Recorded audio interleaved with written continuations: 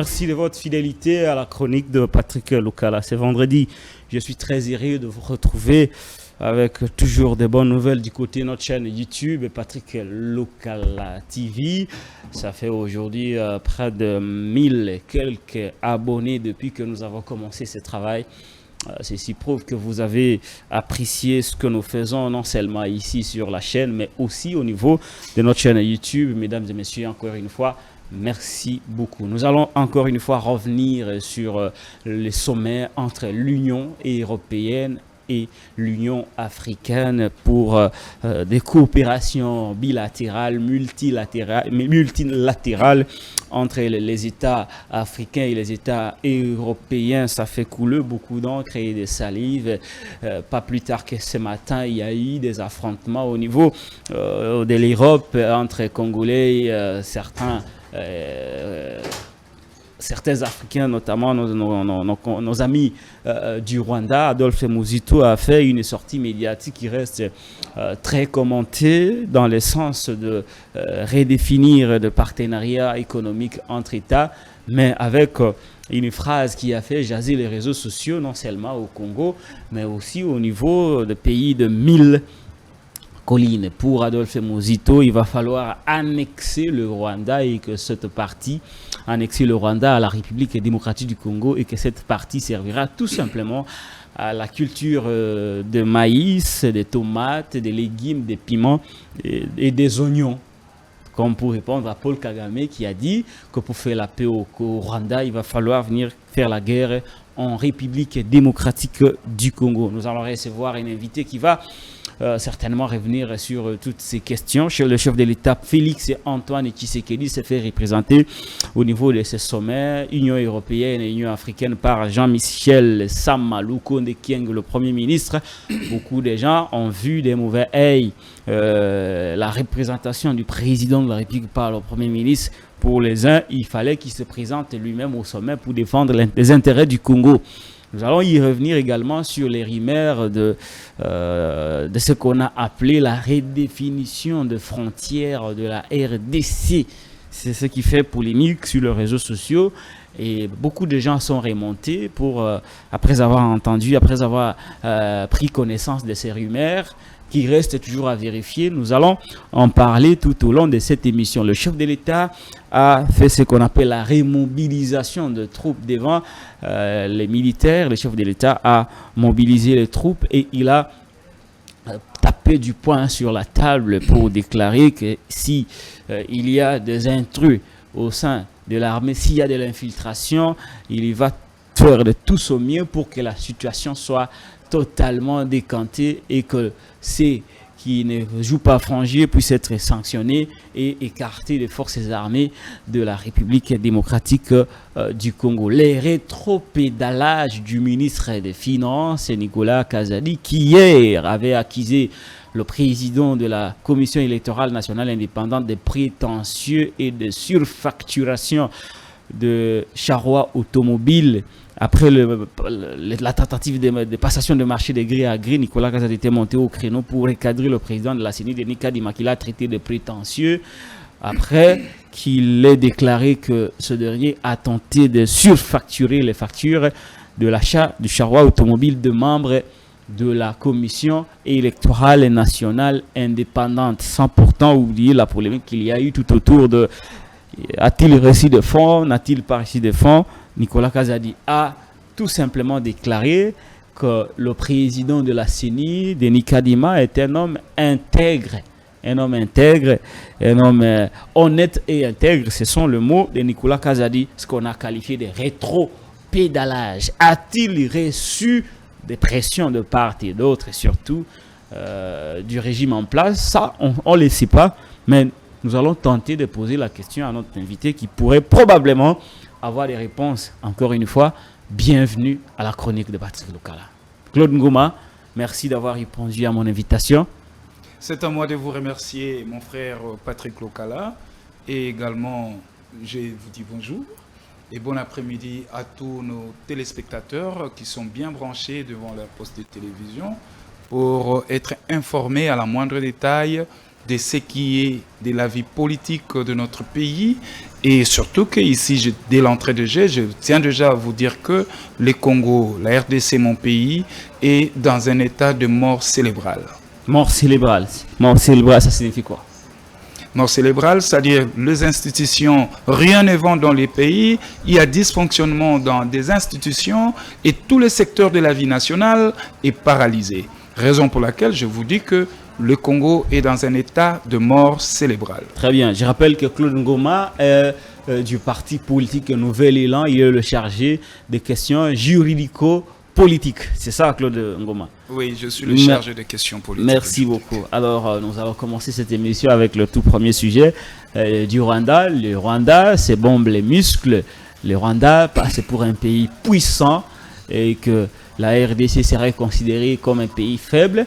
Vous avez appris, tout comme moi, les déclarations de Paul Kagame. J'ai reçu beaucoup de gens sur ce plateau de chronique à qui j'ai posé la question de savoir si la RDC était-elle devenue la sous-tutelle du Rwanda, surtout que Paul Kagame a menacé de venir faire la guerre au Congo pour établir, pour des raisons de paix au Rwanda. Est-ce que Paul Kagame pense que c'est lui qui sera à mesure d'annexer le Grand Congo au petit Rwanda ou ça sera l'inverse? Bon, dans ce cas, je dirais que c'est un rapport de force. Là, nous sommes dans les relations internationales, où chaque État a l'obligation de préserver et de protéger ses frontières. Et que quand M. Paul Kagame monte au créneau pour menacer, voilà donc l'administration Tshilombo de Kinshasa, c'est-à-dire que pour le Rwanda, Paul Kagame s'est dit responsable primo de la défense de son intégrité nationale. Et en lui, il voit déjà que, voilà, il y a mutualisation des forces armées de la RDC et celle de l'Ouganda. Il s'estime que, voilà, les Rwandais est menacé. Pourquoi? Parce que nous devons retenir déjà qu'il y a un précédent entre les Ougandais et les Rwandais.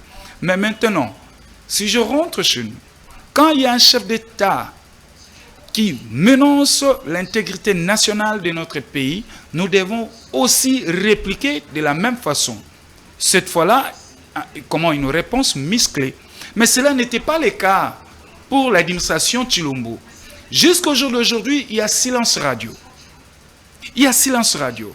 Ni le ministre de la coopération, ni le ministre des Affaires étrangères, et ni encore le ministre de la communication, porte-parole du gouvernement. Voyez-vous? Et donc, il y a silence radio. Alors, moi, ici, je réfléchis. Est-ce que, en moindre déclaration venant de Kigali, n'est-ce pas que Kinshasa tremble? Oui. Parce que nous devons être consciencieux et responsables de notre charge politique. Quand vous êtes dans les affaires, premièrement, vous devez d'abord garantir la sécurité nationale. Et quand cette sécurité nationale est menacée par un président étranger, eh ben, il faut une réponse grandiose pour mettre en garde celui-là qui tient des propos menaçants en l'égard des Congolais. Et aujourd'hui, c'est inadmissible que jusqu'au jour d'aujourd'hui, il y a silence radio de l'autre côté du pouvoir. Alors que Tshilombo l'appelle son frère. Mais voilà le frère que vous tapez la poitrine, que Kagame, le Rwandais, c'est mon frère. Mais voilà le frère vous menace. Et puis voilà, vous restez bouche bée. Pourquoi il ne réagit pas? Mais justement, c'est là où moi je dénonce, où tous les Congolais ont dénoncé. Mais Adolphe Muzito, l'initiateur du parti Nouvel Élan, ne pouvait pas garder silence. Il a monté au créneau et il a répliqué. Oui, il a répliqué. Adolphe Muzito a dit quoi? Muzito a dit clairement ceci, que le Rwanda, c'est un petit pays qui est à la recherche des terres. Et que s'il continue avec ces menaces, le Rwanda sera annexé en RDC. Comme ils envient la RDC, ils seront menacés. Comment donc annexés à la RDC? Un peu à l'exemple de la Russie et le Crimée. Donc, le Rwanda sera un Crimée, un territoire congolais. comme fut le Crimée avec la Russie. L'encrimé, voilà. Et avec quels moyens, avant qu'on arrive au fond de la sortie médiatique d'Adolphe Muzitu, avec quels moyens il compte annexer le Rwanda à la RDC? Oui, vous devez d'abord savoir ceci, que le Rwanda c'est un tout petit pays. Ça, on le Si sait tous. Kagame se donne les luxe de menacer le Rwanda, posons-nous la question, Kagame, ça lui prendra combien de mois pour atteindre Kinshasa? Mais la RDC, s'il va en guerre avec Kigali, ça sera quelque chose des heures. À 2 heures du temps, nous serons déjà à Kigali. Voyez-vous?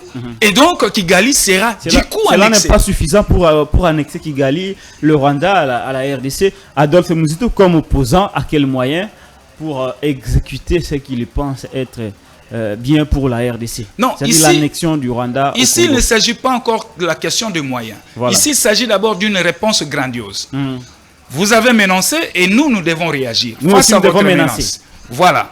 Et là, déjà, nous sommes dans un terrain diplomatique où il y a, à toute action correspond une réaction.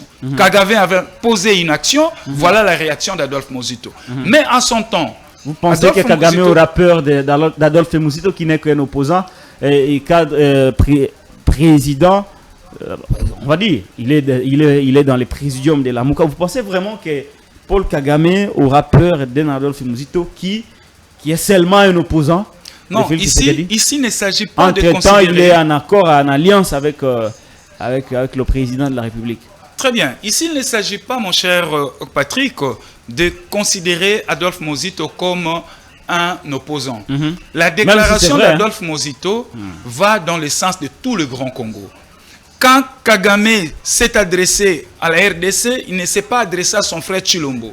Il s'est adressé à tout le Congolais. Et que Adolphe Muzitu étant que l'un des patriotes, voilà, il a aussi réagi.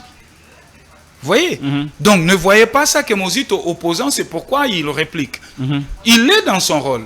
Il s'est senti et comment mal à l'aise, il s'est senti lésé par le propos venant d'un étranger. Alors que ceux-là qui ont aujourd'hui la responsabilité primo de sécuriser l'espace national, de sécuriser le territoire, ne dit aucun mot. Est-ce que tous les Congolais devaient adopter une telle posture? Non, pas du nous tout. disons non. Parce que la République n'appartient pas à l'Union sacrée, la République n'appartient pas à l'Amouka, mais la République appartient à tous les Congolais. Exactement. Raison pour laquelle Adolphe Muzitu l'a déclaré, il a réservé une réponse grandiose en l'égard de l'administration Kagame. Mais Vous je pensez vais que citer. Kagame aura peur de Je ça? vais citer. Vous pensez À que son temps, ça va bouger les nerfs de Kagame? oui, oui, mais il tremble déjà où il est.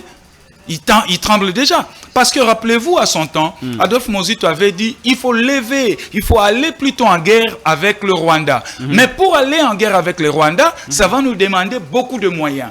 Et pour avoir ces moyens, voilà, nous devons faire des réformes pour que notre fiscalité, notre assiette fiscale ait le moyen de donner à l'État la possibilité d'aller en guerre avec le Rwanda. Parce que quand on dit la guerre, demande premièrement des hommes, il faut des troupes, il faut des moyens colossaux pour que nous puissions annexer le Rwanda à la RDC. Que le Rwanda devienne un territoire congolais. Qui servira à la culture à la culture et le à maïs, l'élevage, l'élevage, tout ça là.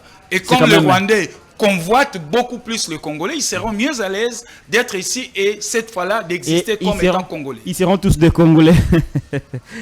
Ah, ça c'est terrible. C'est quand même la déclaration d'Adolphe Muzitu est très très très très forte.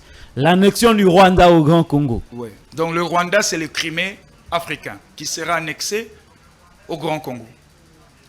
Est-ce que Martin Fayulu est d'accord avec cette prise de position d'Adolphe Muzitu? Mais je vous dis, ici, il ne s'agit pas de la Mouka. Ici, il s'agit d'une réaction Il a agi comme un patriote. Voilà, comme étant patriote. Très bien. Très bien. Il a agi comme un patriote. Pour Adolphe Muzitu, retenez que il faut annexer le petit Rwanda au Grand Congo. Et tous les Rwandais seront des Congolais parce qu'ils convoitent notre sous-sol. Mais cet espace ne restera pas vide.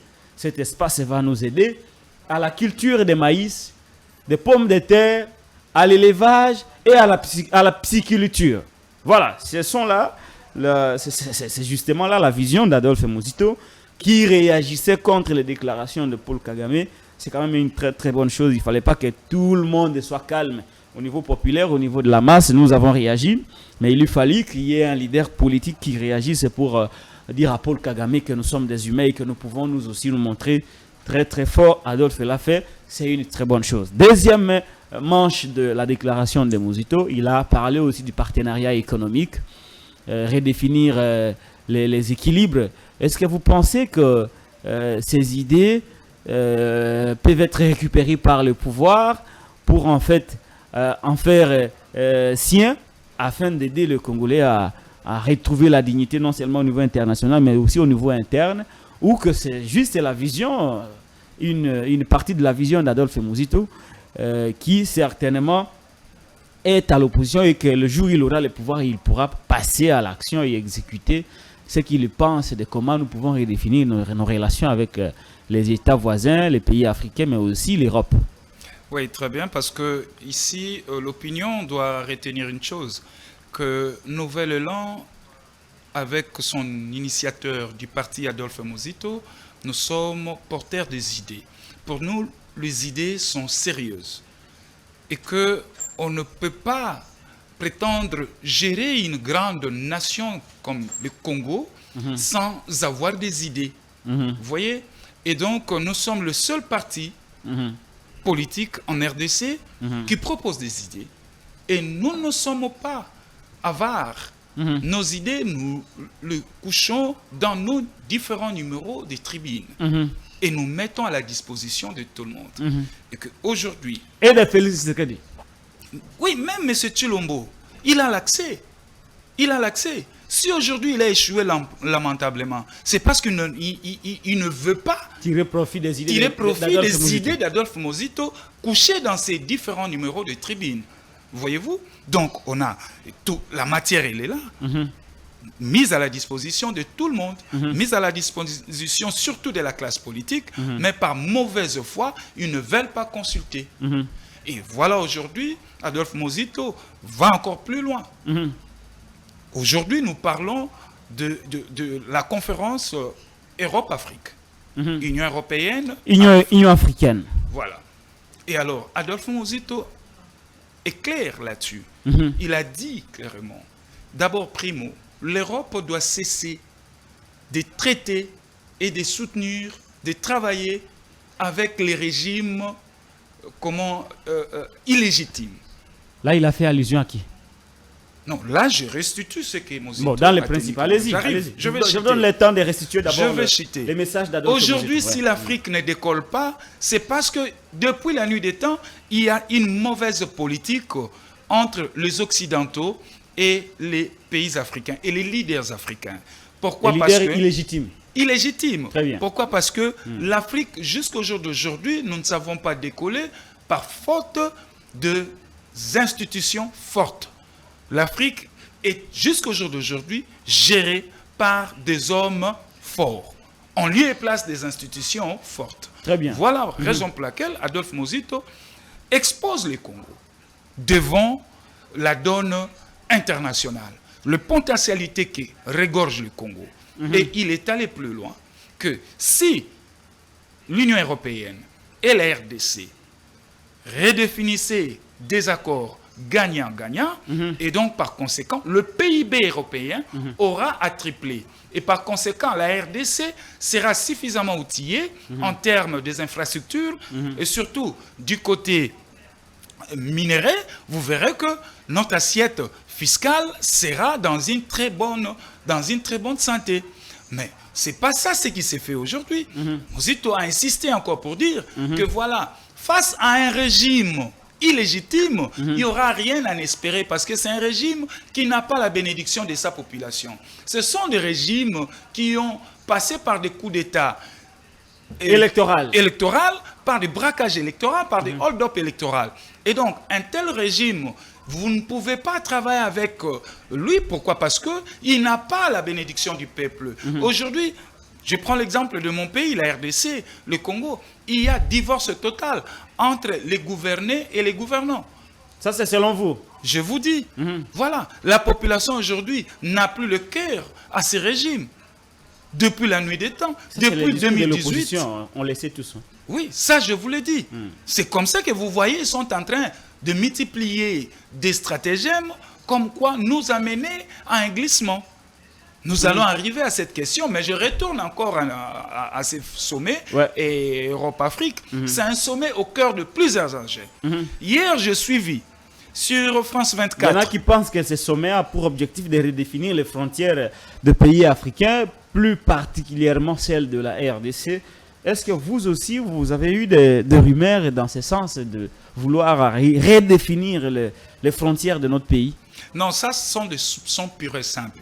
Parce que des suspicions légitimes. Hein? Non, non, non. Parce que en jour d'aujourd'hui, je ne vois pas l'Europe seule redéfinir les frontières de la RDC ou soit-même d'autres pays africains. Ça, c'est utopie. Très bien. Donc, je nourris ma thèse encore pour dire que ce ne sont que des soupçons. Exactement. Voilà. Mais au cœur des enjeux, voilà.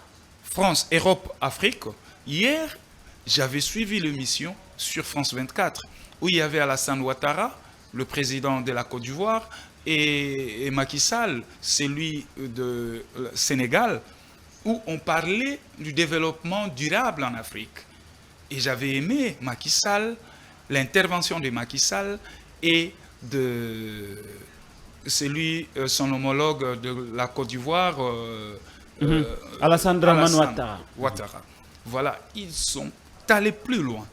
Ils ont montré comment l'Europe peut venir en aide en Afrique par rapport à des secteurs. Et ils ont présenté très bien les besoins de l'Afrique, les potentialités de l'Afrique en touchant l'écologie et le minerai. Et surtout, ils se sont trop appesantis sur l'écosystème, donc sur l'environnement. Or, l'Afrique aujourd'hui, c'est le premier poumon. C'est le premier poumon en écologie. Donc, l'équilibre planétaire en termes d'environnement, il y a 80%, c'est 70 ou 80% qui regorge l'Afrique. Surtout avec le bassin du Congo, qui est le deuxième au monde après celui de l'Amazonie. De l'Amazonie, voyez-vous. Et donc, l'Afrique se trouve dans une très bonne position par rapport aux engins du millénaire. Alors, maintenant, pour la RDC, voilà, nous n'avons pas de leader capable de défendre la thèse.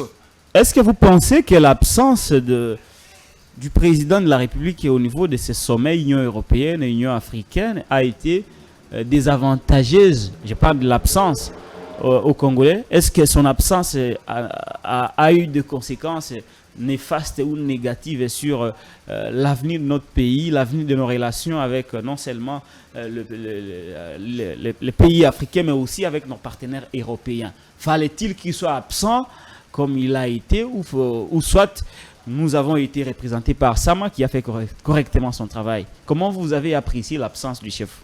Non, non, c'est-à-dire il y a ceci. Au cœur de concert de nations, là où les grands se retrouvent pour parler des enjeux de l'avenir qui touchent l'Afrique en général et en particulier la RDC, voilà, la RDC s'est fait absent. Elle s'est fait représenter par son premier ministre, je vous dis, Sama-Lukonde Kyenge, oui, Jean-Michel. Je vous dis, mais c'est une faible délégation. Une faible délégation? Je vous dis. Vous auriez voulu que la délégation ce soit comment? Pourquoi j'ai dit d'abord c'est une faible représentation? Ouais. Je vous ai toujours dit, mon cher Patrick, et je ne me cesserai jamais de le répéter, que le Congo, mon pays aujourd'hui, souffre d'une absence d'un leadership soutenu au sommet de l'État. Voilà que tous les chefs d'État se retrouvent en Europe. Voilà, nous déléguons un Premier ministre qui ne sera pas reçu en audience avec les autres présidents. Ce n'est pas vous qui avez dit, voilà, il voyage beaucoup, il est devenu président touriste. Quand il veut quand même vous faire plaisir, vous retournez contre lui. Il voyage beaucoup, c'est dans ses prérogatives. Maintenant, est-ce que vous pouvez imaginer que, ne fût-ce qu'un seul instant, que Sama-Lukonde sera reçu entre Alassane Ouattara et Macky Sall, Sama au milieu? Je n'en crois pas. Je n'en crois pas. On est allé comme figurant. On est allé comme figurant? Figurant, je vous dis. Regarde ce qu'a soulevé Adolphe Mozito. C'est très capital. La RDC aujourd'hui a beaucoup de potentialités à vendre. Voilà l'occasion Mais par manque d'un leadership soutenu au sommet de l'État, on est allé faire un piètre figure. Voyez-vous, quand Adolphe Mozito dit que le PIB, les potentialités qui regorgent l'Afrique et en partenariat la RDC, si nous définissons un partenariat gagnant-gagnant, le PIB européen aura à tripler. Et la RDC, mon pays, va gagner en termes des infrastructures. Et surtout qu'il faut souligner, aujourd'hui, la RDC, mon pays, n'a pas des infrastructures. La RDC n'a pas un pays à développer. La RDC aujourd'hui, c'est un pays à construire. Il faut doter d'abord ces pays des infrastructures pour parler ensuite du développement. Quelles sont ces infrastructures? Mais je vais vous dire, il n'y a rien. Nous n'avons pas des routes. Nous n'avons pas des rails. Nos frontières ne sont pas reliées en boucle de route. Et en boucle de rails, chemin de fer, ça c'est encore un rêve pour le Congo. Et comment on peut parler du développement quand nous n'avons pas de routes, quand nous n'avons pas de chemin de fer, quand nous n'avons pas des écoles dans nos villages en matériaux durables? Jusqu'au jour d'aujourd'hui, dans nos villages, vous avez des enfants qui étudient sous l'arbre, assis sur un tronc de bois. Voyez-vous, aujourd'hui, c'est que l'état où se trouve le Congo aujourd'hui, mon pays. Vous voyez? Et donc, dans ce cas, il faut redéfinir les relations entre nos pays partenaires. Nous devons aller en relation, en partenariat gagnant-gagnant. 50-50. 50-50. Nous avons la potentialité qu'eux ont besoin. Et ils ont le moyen. Et ils ont des moyens. Ils ont la technologie. Voilà. Donc, moi, j'aimerais un jour d'avoir, je ne fais pas la publicité ici, que Siemens vient s'installer en Afrique et au Congo, mon pays. Vous voyez, Samsung vient s'installer. iPhone et autres. Parce que nous avons tout avec nous. Itel. Tout ce monde-là, qu'ils viennent. Vous voyez, et qu'aujourd'hui, le Congo a grandement besoin de moyens pour parler du développement.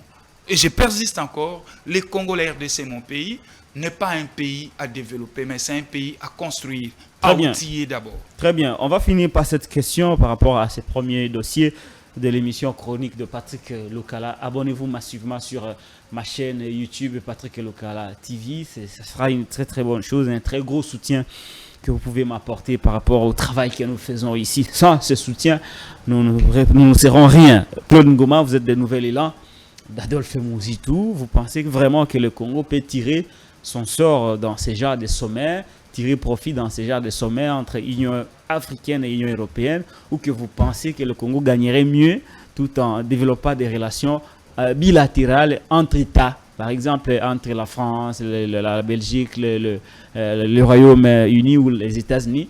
Est-ce que les partenariats entre États, entre l'État congolais et d'autres États, seraient beaucoup plus avantageux, ou celui que nous faisons dans le cadre de l'Union africaine serait mieux que celui que nous pouvons faire entre États? Très bien. Mon cher Patrick, l'administration Tshilombo est faible du point de vue coopération internationale, du point de vue de la diplomatie. Vous voyez tout en noir. Je ne vois pas tout en noir, mais les faits sont là. Nos amis de l'Union dite sacrée nous ont fait croire ici que voilà, diplomatie agissante. Mais pendant que la RDC jusqu'au jour d'aujourd'hui est sous embargo, nous ne pouvions pas acheter des armes. Mais voilà que nous sommes mis à genoux par nos pays, des petits pays qui nous entourent. Vous voyez, les Rwandais qui nous menacent chaque jour, mais ils n'est pas frappé par l'embargo. Ils achètent régulièrement leurs armes. Mais la RDC aujourd'hui sous embargo. Et au nom de la diplomatie agissante, qu'est-ce que M. Tshilombo a fait dans ces secteurs? Qu'est-ce qu'il a fait déjà? Il a amené comme des contacts pour que ces mesures soient levées. Je ne prends que ça comme exemple. Il y en a encore beaucoup d'autres. Au nom toujours de la diplomatie agissante. On est où aujourd'hui? Nos frontières sont-elles respectées? Il y a dispute de frontières, des lignes frontalières avec nous et la Zambie, avec l'Angola et nous. Voilà quand je vous dis que ce régime est faible du point de vue de la diplomatie et qu'au cœur de ces retrouvailles en Europe aujourd'hui, je ne vois pas la RDC, mon pays, tirer des dividendes sérieuses. Pourquoi? Parce que, je vous dis, la RDC manque un leadership soutenu. Très bien, la RDC manque un leadership soutenu. Ce sont là le propos de Claude Ngoma, des nouvel élan d'Adolphe Muzito. Je vous propose d'échanger de sujets, Claude. On va parler de la situation de les échanges qu'il y a eu entre le président de la République et les forces armées. Cette fois-ci, il a tapé du poing sur la table, menaçant tous ceux qui ne font pas correctement leur travail, tous ceux qui seraient impliqués dans l'infiltration, des sanctions lourdes. L'armée sera finalement assainie. Est-ce que vous croyez aux déclarations ou à la position du président Félix Antoine Tshisekedi Tshilombo? Je n'en crois pas. Je n'en crois pas. Pourquoi? Et là encore, c'est une communication ratée de la part de M. Tshilombo.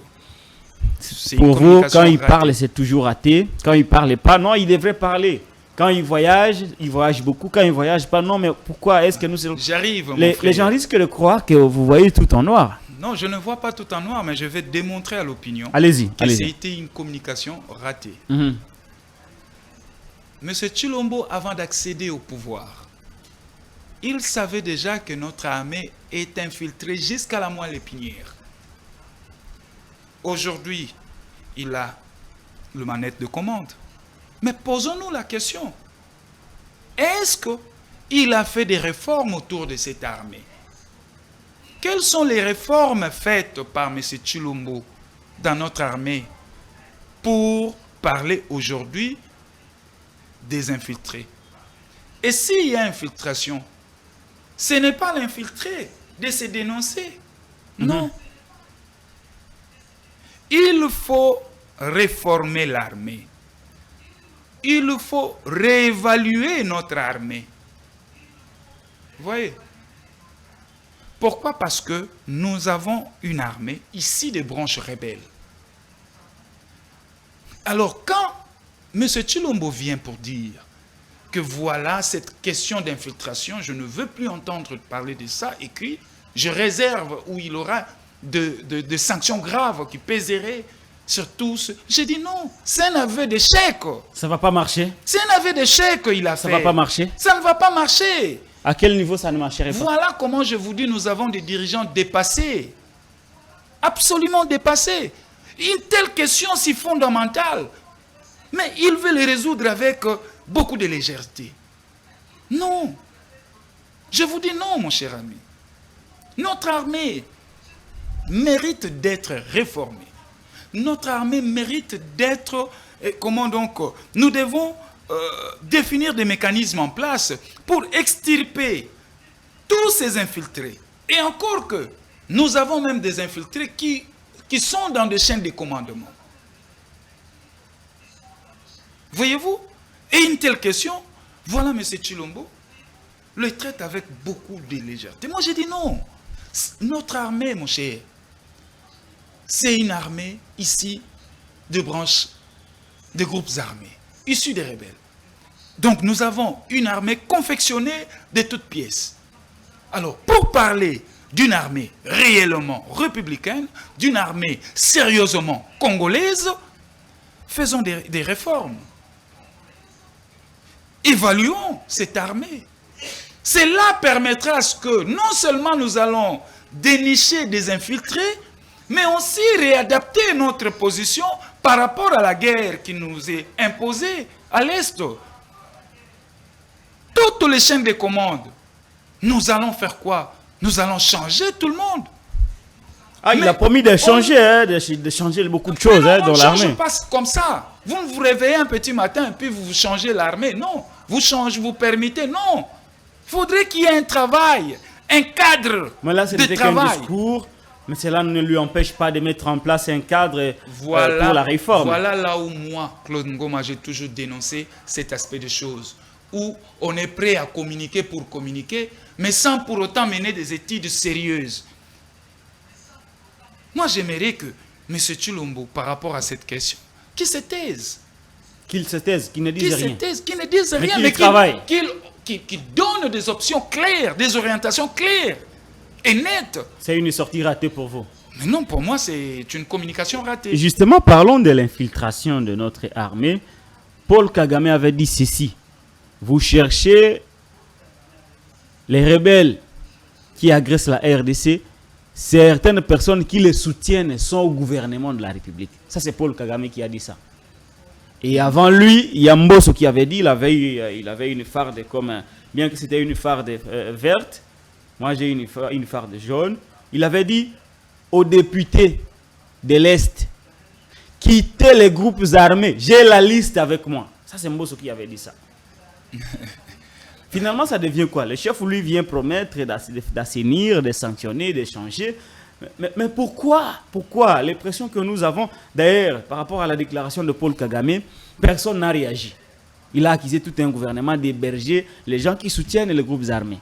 Mbosso a dit qu'il a la liste de députés qui participent à l'agression. Le président dit qu'il va sanctionner, qu'il y a un problème. Mais pourquoi on n'arrête pas ces infiltrés pour les présenter devant leurs juges? Pourquoi cela ne peut pas se faire, Claude Ngoma? Mon cher ami, nous sommes face à un régime complètement dépassé. Quand Paul Kagame indexe l'administration Kinshasa, que certains parmi eux sont en mèche avec le groupe rebelle, il y a silence radio. Mais quand il y a le vice-président kenyan qui vous dit des choses réelles, que la RDC c'est la musique, ils n'ont même pas de bétail pour se faire du lait. Voilà, on va interpeller l'ambassadeur. Mais Karega, lui, il nous a insulté. Karega, Vincent est resté là chez lui. Dites-moi un peu, entre les deux propos, lequel est trop dangereux à la nation? Mais c'est le propos de Kagame. Mais pourquoi on ne réagit pas contre Paul Kagame? Mais c'est le propos de Kagame. Mais pourquoi on ne réagit pas contre Paul Kagame? On va aller tout droit vers pourquoi le Félix ne peut pas tonner devant Kagame? Pourquoi il ne peut pas tonner devant Kagame? Je vous dis, mon cher ami, quand Kagame hausse le voix, c'est comme si l'administration Tshilombo tremble. C'est là où moi je dénonce ces comportements. Le vice-président kenyan, est-ce que c'est ce qu'il avait dit? On considère ça d'insulte. Mais moi, je prends seulement les deux petites phrases. La RDC, c'est la musique. Vous aimez beaucoup danser. Vous n'avez pas de bétail pour produire votre propre lait. Est-ce que ce monsieur avait menti? Non, il n'a pas menti. Il a dit c'est la réalité. Nous avons loué des avions auprès de la compagnie Kenya Airways. Voilà. Qu'on fait passer pour Congo Airways. J'ai fait le voyage de Kisangani. Tous les personnels d'équipage sont kenyans. Voilà. On ne parle qu'anglais.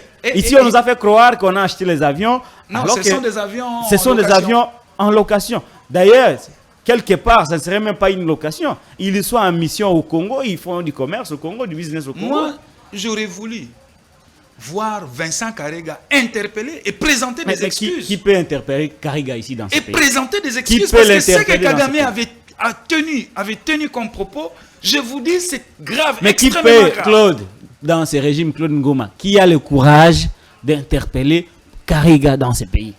Dommage, qui a le courage de répondre à Paul Kagame parmi nos dirigeants? Qui a le courage de répondre à Paul Kagame? Et donc, face à ça, moi je dis que tous, nous sommes des Congolais. Quand ça touche la vie nationale de notre pays, nous devons tous nous lever, sortir de nos clivages partisans. Union sacrée, Lamuka, FCC, qui encore je sais, j'en pense. Vous voyez, nous devons voir d'abord le Congo. Le Congo. Et que quand ça touche quand ça menace le Congo, quand ça touche les intérêts du Congo, Lamuka, FCC, Union sacrée, nous devons faire bloc. Mais regarde ici, le Congo est menacé. Nos amis qui nous gèrent aujourd'hui, ils ne sont pas dans ça.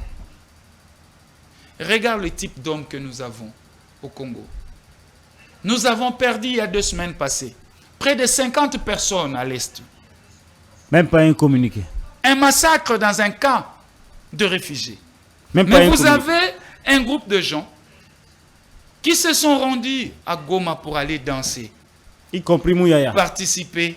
Festival Amani. Festival Amani. Mouyaya, mais il était très joyeux. 50 même, je peux même dire 60.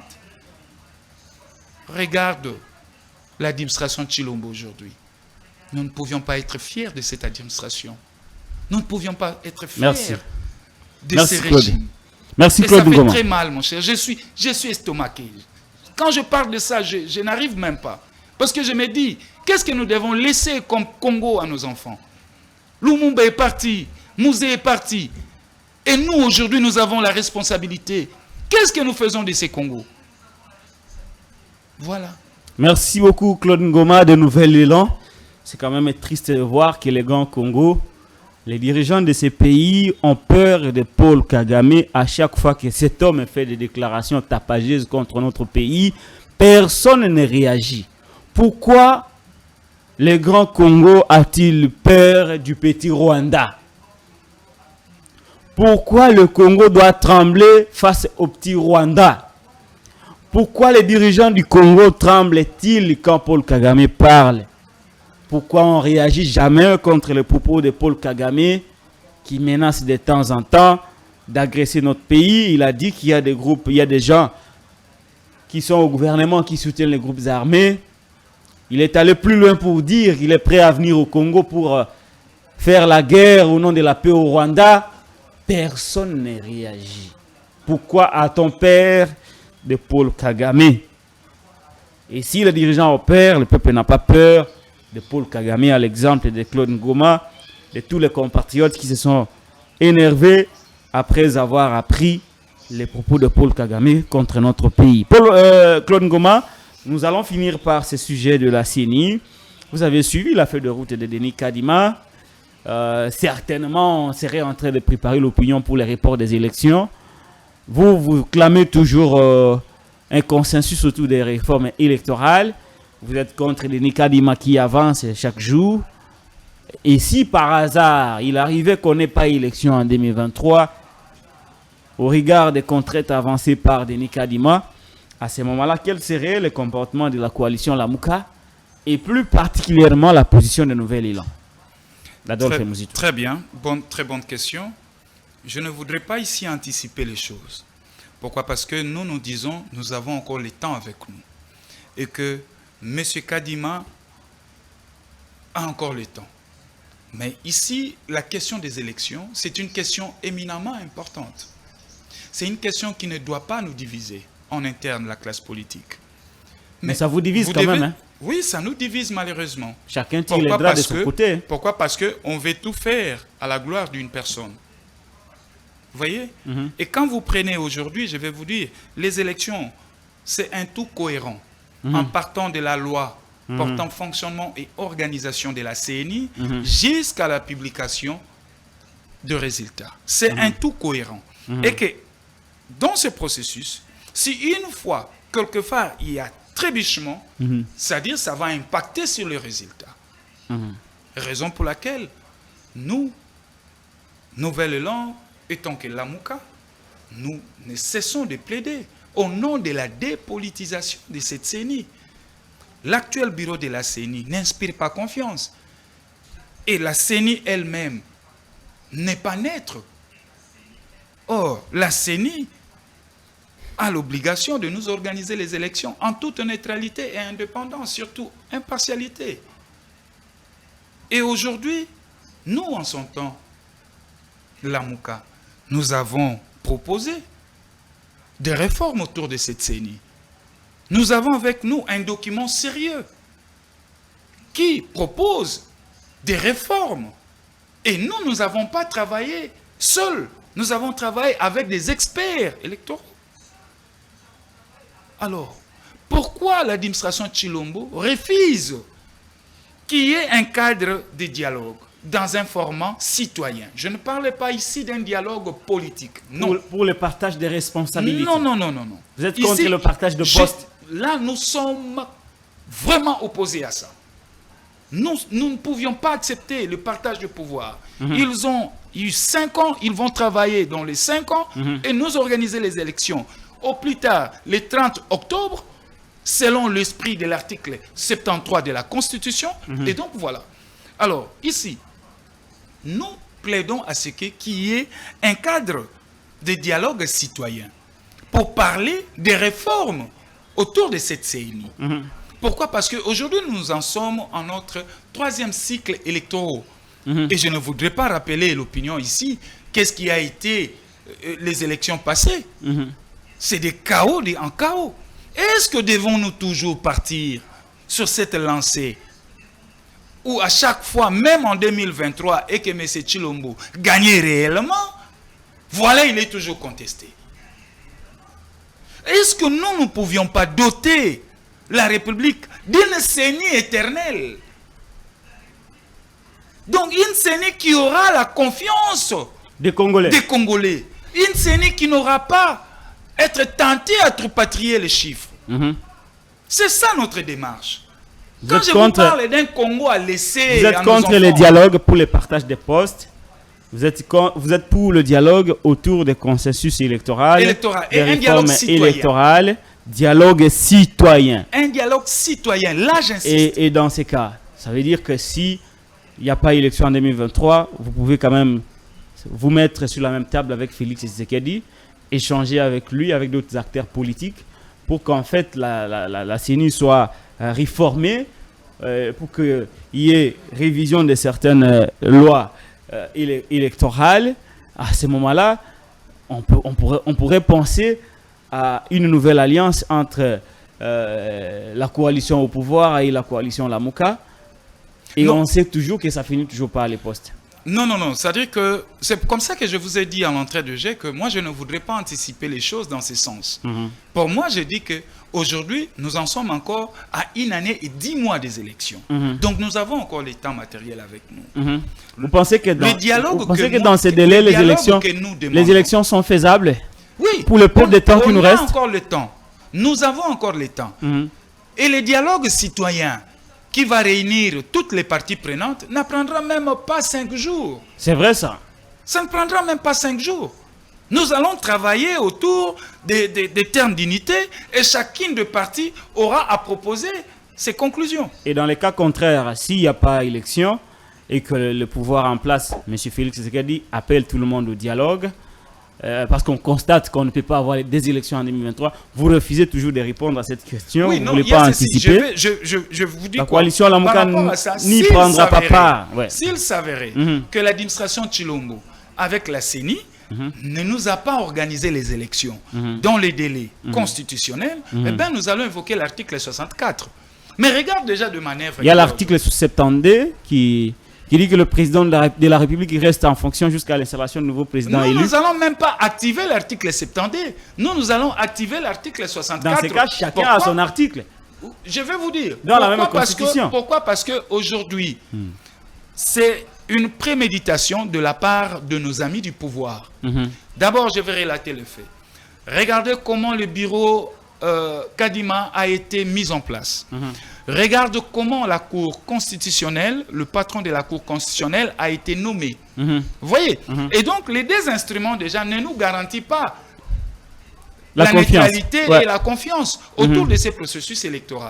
Voyez-vous?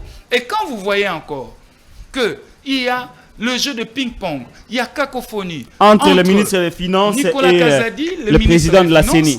Et c'est lui, le patron de la CENI. Il a accusé Denis Kadima de surfacturer l'achat du charroi automobile des membres du bureau de la CENI. Et, mon cher ami, avant de rétro-pédaler. Mon cher ami Patrick, les responsabilités sont établies et sont réparties.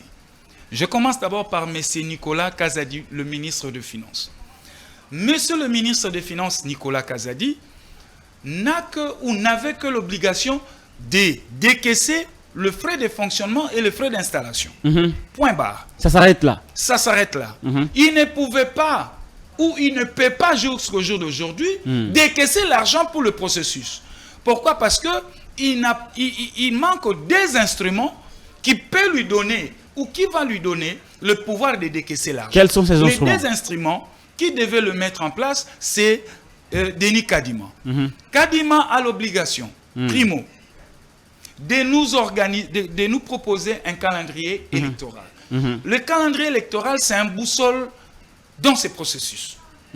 Si nous avons le calendrier électoral, avec des séquences des opérations bien définies, bien espacées par rapport à des dates et au temps, c'est de là où nous allons maintenant juger ces gouvernements, juger Kadima, que voilà, Kadima va nous organiser des élections au regard du calendrier électoral et des moyens qu'il a. Et d'autre part, c'est l'Assemblée nationale qui a l'obligation et la mission de nous produire la législation électorale. Ouais. Vous voyez, est-ce que faudrait-il maintenir des élections à un tour ou devons-on retourner à 2 tours? Est-ce que nous devons garder le seuil? Est-ce que nous devons garder les regroupements ou soit retourner à des partis politiques? Est-ce que nous devons maintenir la caution par individu ou que ce soit par liste? Donc voilà tout un tas de choses que l'Assemblée nationale a l'obligation de nous produire et dans un délai. Dans un délai légal. Vous voyez? Mais non, nous n'avons pas le calendrier électoral, nous n'avons pas la loi électorale, et M. Nicolas Kazadi nous dit d'avoir décaissé 37 millions. Mais c'est de l'irresponsabilité, c'est une erreur professionnelle grave. C'est comme si vous avez votre terrain, vous appelez l'architecte, il ne vous a pas produit le croquis, il ne vous a pas produit les devis, mais voilà, vous prenez de l'argent, vous lui donnez. Pour faire quoi avec? Et voir même lui-même, Nicolas Sarkozy, lors de sa sortie sur Top Congo, Nicolas Kazadi, il a dit clair que voilà, j'ai décaissé 21 millions pour des opérations. Mais quelles sont ces opérations? Denis Kadima dit qu'il n'a reçu l'argent que pour le fonctionnement. Il n'a reçu aucun rond. Il n'y a pas plus tard qu'avant-hier, le rapporteur de la CNI, Maman Patricia Sea Moulang, qui a dit que lui, elle n'a perçu que le frais de fonctionnement. Alors, dans cette confusion, Nicolas Kazadi a accusé aussi le président de la CENI de surfacturation. Avant de les traiter des normes honnêtes et intègres. Et là encore, quand il accuse des surfacturations, c'est-à-dire, même lui-même, Nicolas Kazadi, a violé aussi l'article 6 de passation des marchés. Au nom de quoi Nicolas Kazadi dira, nous allons traiter avec les concessionnaires. Est-ce qu'il y a eu passation des marchés? Non. Est-ce qu'il y a eu de marché gré à gré? Est-ce qu'il y a eu appel d'offres? Voilà, de marché gré à gré. Et nous donc, sommes arrivés à la fin. Pour chuter, pour nous, Nouvelle-Élan, étant que la Mouka, nous considérons ce théâtre de la diversion. Nous avons besoin des élections dans les délais légaux, mais avant cela, nous devons nous retrouver entre parties prenantes pour parler et vider cette CENI de cette substance. Pourquoi je vais vous dire? C'est nous, les parties prenantes, qui irons dans cette compétition électorale. Et quoi de normal que nous puissions nous retrouver ensemble pour que les règles du jeu soient définies de manière consensuelle. Merci Mais beaucoup. si cela n'est pas fait, et donc il y a déjà préméditation d'un glissement et de la tricherie dans l'ombre, méditer dans l'ombre du pouvoir. Merci beaucoup Claude Ngoma de Nouvelle-Élan. Merci Claude d'avoir répondu à mon invitation. C'est à moi de vous remercier. Nous sommes arrivés à la fin de cette émission. Abonnez-vous massivement sur ma chaîne YouTube Patrick Lokala TV. D'ici là, portez-vous bien et à très vite.